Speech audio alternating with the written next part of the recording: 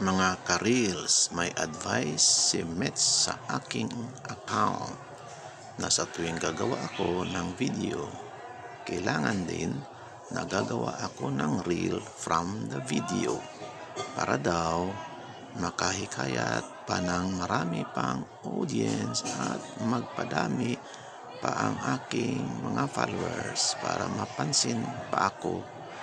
Saka sa mga pics naman, advice din ni Mets gawing video din ang mga pics ko para lalo pang makakumbinsi ng mga bagong manonood dahil sa bagong format na base sa advice ni Mets. Kaya ang reel na ito ay ginawa bilang test reel para malaman natin kung tatangkilikin ng ating mga nanonood at friends.